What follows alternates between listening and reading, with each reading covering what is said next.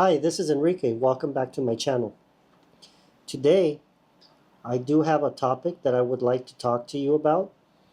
So, I have a situation here with a client that's currently going through some legal issues. There's a husband and wife, and the wife passed away. And so now the children from each side are fighting over the assets. So, that's a very common situation. Both sides have hired lawyers, which I think is a money drain. A lot of these attorneys, they do charge a high amount per hour. So sometimes what will happen is one of the sides will continue to spend a lot of attorney time and drag these cases out. Sometimes it could cost the parties thousands of dollars to be able to do a mediation. And a lot of the times these issues, they're actually not that complex, but sometimes they arise because these siblings, they probably had a lot of problems when they were younger. They probably didn't get along. So now as they're older and they're fighting over these assets, it's creating a real large issue. This is one situation here where attorneys could be avoided if there's more communication between people. And everybody has mistakes that they go through in life. I've seen a lot of situations over the years with family, friends, clients, people that I know that have gotten themselves in some very sticky situations. One of the things that I have noticed in the past, one of the big things that I've noticed, is to stay out of legal trouble. I would not recommend anyone to be co-signing vehicles. I think that's super dangerous to go and co-sign. I know I myself, in the past, have gotten a lot of people that I know personally, or even people that I don't know that well, even clients that have approached me, or people that I've just barely met. They want me to go co-sign a vehicle for them. And they always tell me, hey, don't worry, I won't do you wrong. But a lot of times what ends up happening is the people closest to you are the ones that usually go bad on these deals. So I've had situations with friends where maybe their brother or their sister, they co-sign a vehicle for them, and then 6 months down the line they stop paying it, and now that person has the burden to continue paying for that vehicle, and sometimes they don't even have possession of it. I don't recommend anyone to co-sign, not even parents. I don't even recommend a parent doing it for a child. I would rather, if I had a child that was of driving age and they wanted to go finance a vehicle, I would tell them either do it on your own or pay it cash. Highly recommend to stay away from that. Stay away from co-signing, whether it be a brand new iPhone or a brand new Samsung, or sometimes people, they want to go to Best Buy and they want to get a laptop or a television. They want to finance it. Maybe they have a family member that has good credit. Stay away from that. Stay away from trying to help people, to be that white knight, to be able to satisfy people's desires, to be able to have a brand new vehicle. I highly recommend staying away from that. Another thing too is if you're an employer or if you have employees, make sure that their roles are adequately presented before you go ahead and actually employ them. Also, if you have subcontractors, make sure you make them aware, hey, this is what you're going to be doing. You are considered a subcontractor. You have to have your own insurance, your own workman's comp. And basically, you have to be able to put everything in writing as to what you're expecting from that person. So that way later on, there's no ifs, ands, or buts.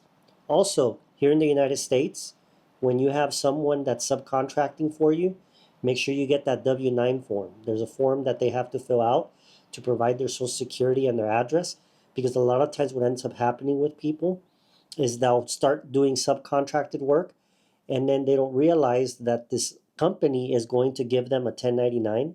So then the next year comes and then they request the social security then, and then these people, they ignore the W-9 form and they never provide social security number. So what ends up happening with these companies is they have a hard time chasing people down for all their biographical information, so they can't file a 1099. So that's one situation. I think it's very important to be able to be very clear with people as to what you want, get it all in writing. I myself have had a lot of mistakes in the past, especially if you're trying to start a new business. Sometimes maybe you have an idea or maybe you have the capital to start a new business, but then what ends up happening is people, they want to come and join your business venture. Everybody wants to join in when you have a good idea or if you have capital. Everybody wants to be a part of it. But the thing is how many of these people are just going to mooch off your idea?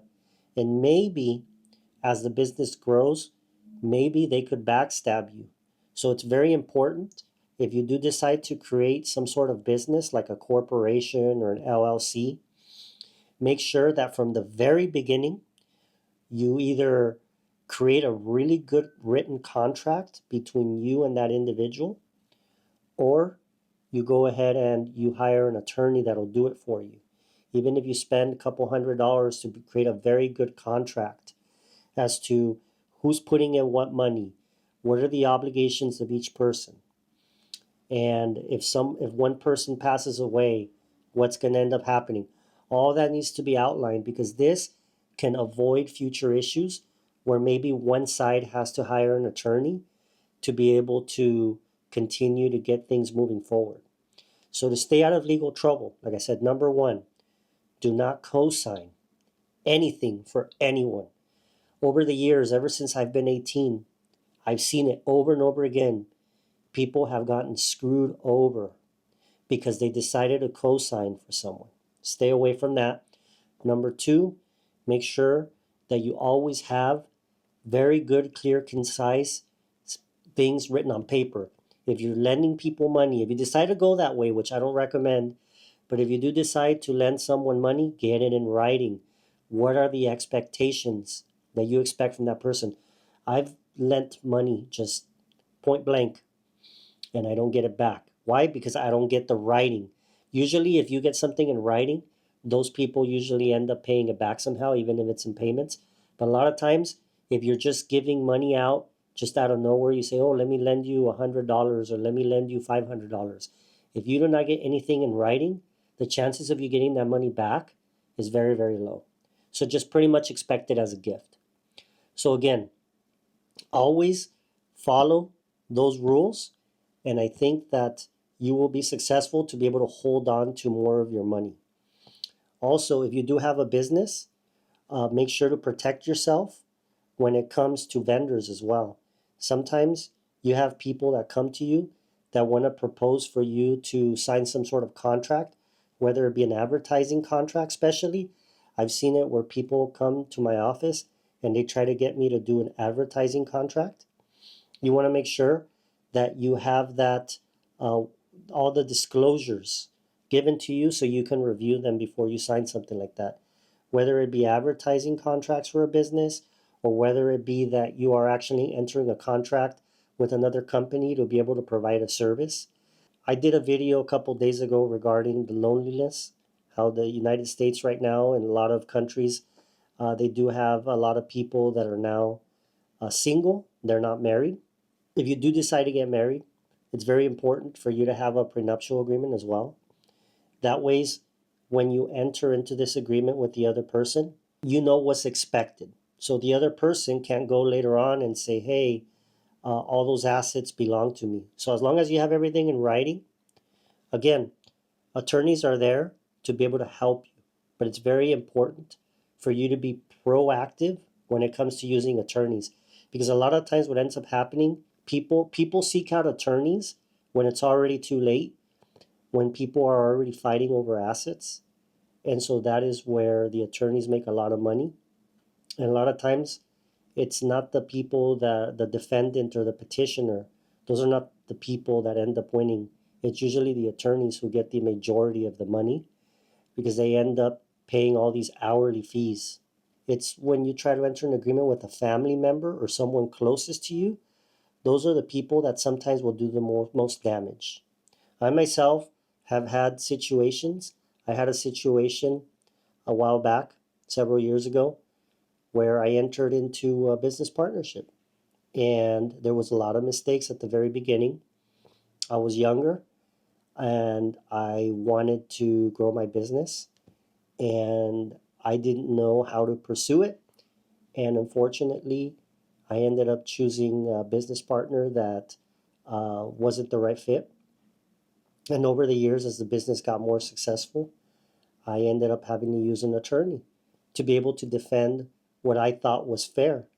And sometimes you may think that you may be in the right. The way the legal system works is you just never know if the law is going to work in your favor or against your favor. So this whole situation did drag out. It dragged out for several years, and it cost a lot of money. But at the end of the day, it was a life lesson, and it just made me realize too as well that, hey, in the future, now I know what to look out for, what red flags to be able to avoid, so that I don't fall into these types of issues anymore. And again, I know there's a lot of people here watching my video that have co-signed and maybe nothing has happened. Maybe everything's worked out perfectly. Maybe you have family that pays everything on time. Just be cautious. If you do want to help people out, you may be able to help them out in different ways. Maybe give them advice as to what to do to help them build their credit so that they can go finance their own things. I'd like to leave it at that. I will continue to give you good content that I think is beneficial to you, and I'll see you on the next one.